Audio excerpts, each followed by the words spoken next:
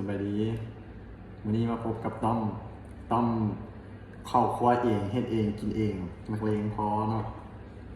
วันนี้เอาเฮ็ดเมนูต้มเค็มตุ๋นดนลายวิดีโอนี้ก็เป็นวิดีโอแรกเฮียนเฮ็ดเฮียนกินเนาะใครมักก็กดไลค์กดแชร์ให้เด้อเป็นกำลังใจให้บางเทื่อสิได้เฮ็ดคลิปหน้าเรื่อยๆไปเนาะเดี๋ยวสิได้เฮ็ดคลิป2คลิป3มื้อนี้หมูพะโล้ต้มเปื่อยหลายเนาะเบิ่งสังเกตเบิ่งจากของเพชรเฮานี่เสียบเห็นบ่กินเปื่อยเนาะเพชรนี่เสียบเข้าไปเลยหมูเปื่อยหลายนี่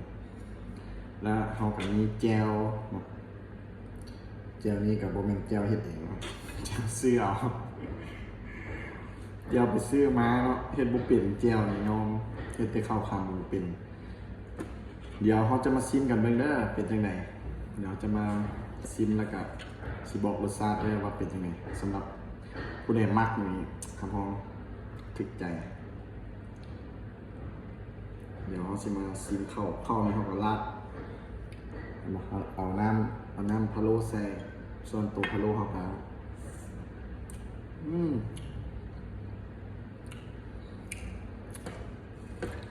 แต่เฉพาะน้ำมันกับข้าวซื้อเป็นแซ่บเนาะ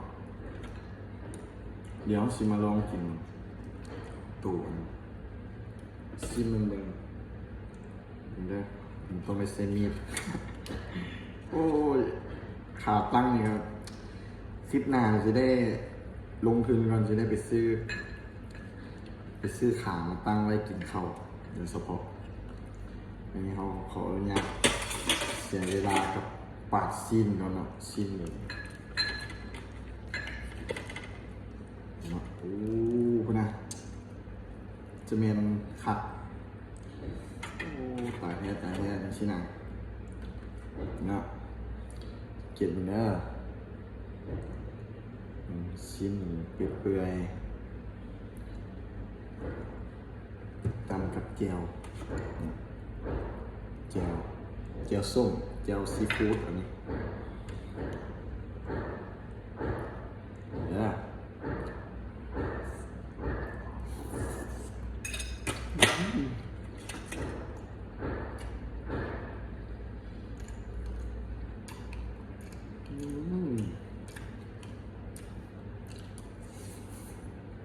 โอ้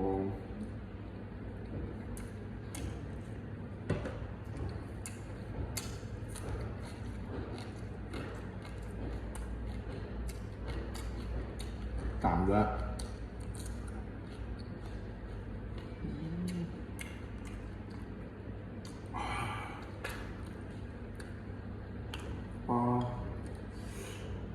แซ่บหลายเนาะโอ้บุเสือมาตื่นที่แซ่บปะเนี่ย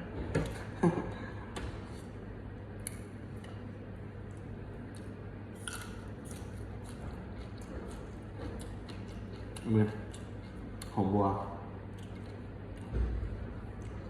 นี่เป็นหอมบัวนี่ค่อยมักสุดหอมบัวกินกับอย่างกระแซ่บหอมบัวโอ้แต่ยอมครับชิ้นหมูนี่ตุ๋นนี่ข้าวตุ๋นนี่บ่แม่นเขาเฮ็ดแต่1 โมงพุ่นนะเฮ็ดแต่1 โมงแรงเดี๋ยวนี้ก็จน4-5 โมงแล้ว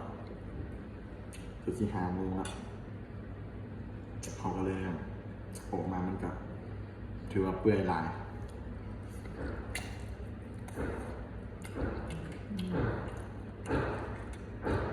เนาะดูมันกันทำเจ้า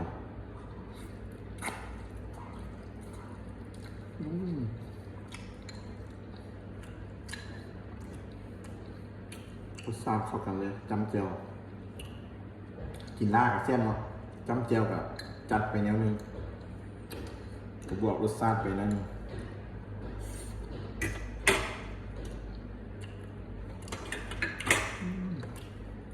บุเห็นเราเลยตามเข้าไป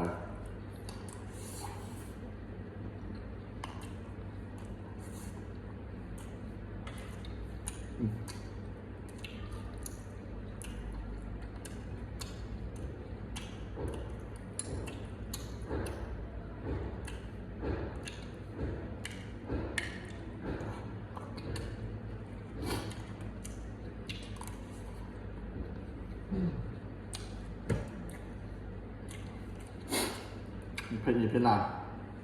จัดไปหน่วยเดียวเลยโอ้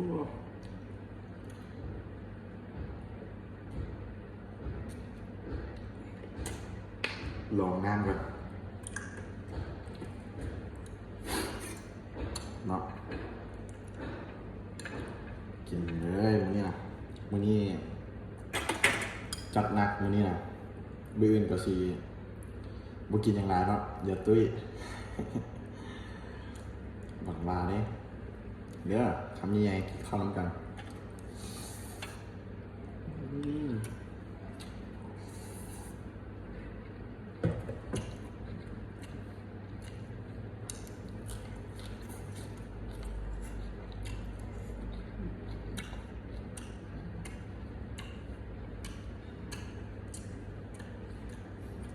ก็สุดยอดเนาะนี่คือขึ้นมาต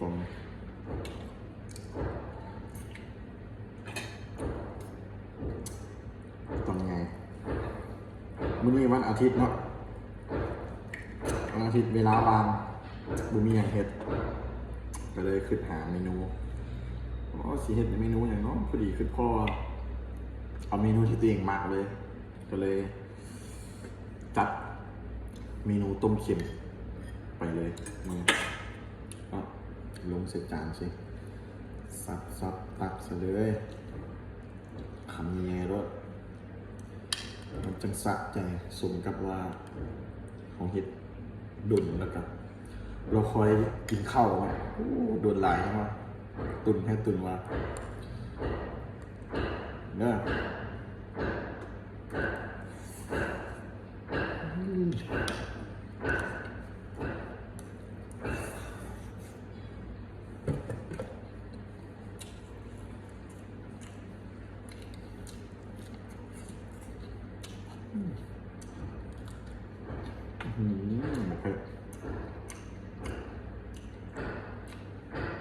คือพอยังไง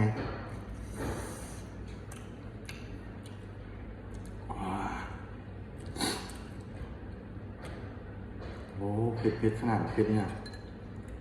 เผ็ดอีดี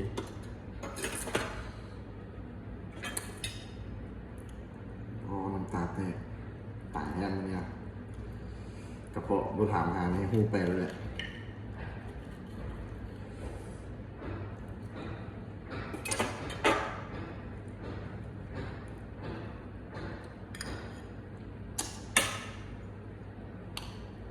สุดยอดนะ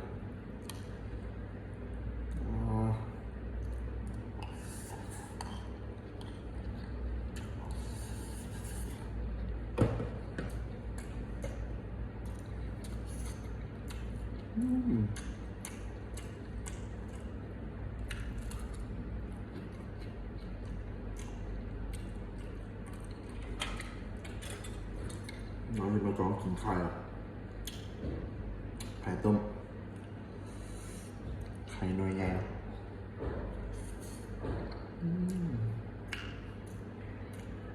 โคตรฟินจำเจียว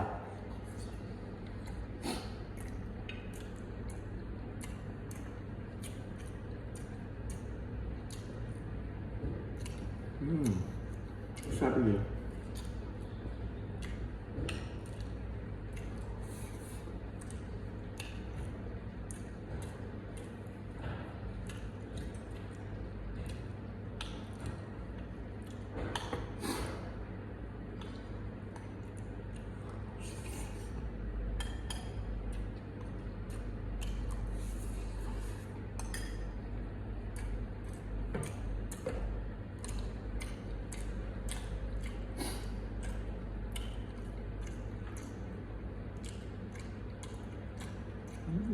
นี่ละลายแล้ว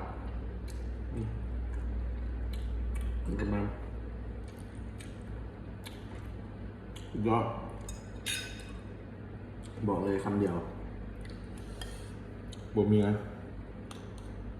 บ่มีอย่างแซ่บตามนี้ละแน่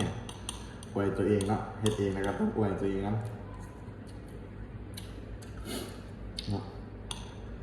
สิกินคำนี้ ดี๋ยวตักแจวใส่ตักแจวราดใส่คำนี้ง่ายตัวนี้เลยตัวนี้สีขาวปากเลยบ่คำนี้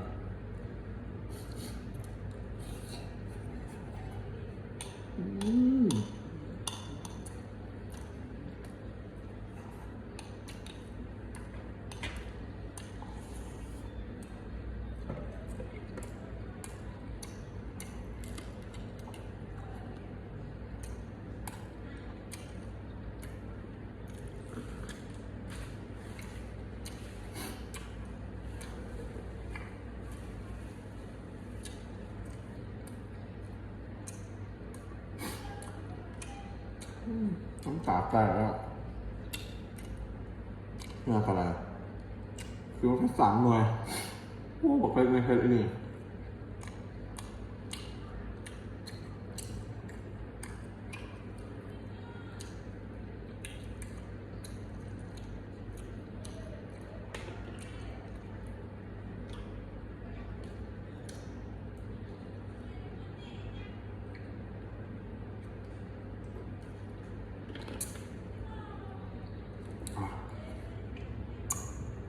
เขาสิได้จงไว้2 ตอนนี้กัน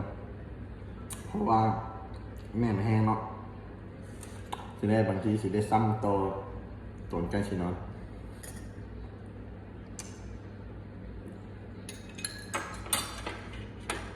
คลิปเขาสิจบซ้ำนี้เด้อเดี๋ยวคลิป EP 2เขาสิเฮ็ดเมนูอย่างละเดี๋ยวเขาสิเฮ็ดออกมาแล้วเขาสิมาเฮ็ดคลิปให้เบิ่งเติมอีกกำลังเฮียนเฮ็ดเนาะเฮียนลิงเฮียนอัดคลิปไปอันใดมันบ่ม่วนอันใดมันบ่คักก็ติชมเด้อหวังว่าสิมี EP 2แล้วก็สิมีคนเบิ่งจะฟ้ารำคาญกันเด้อบ๊ายบาย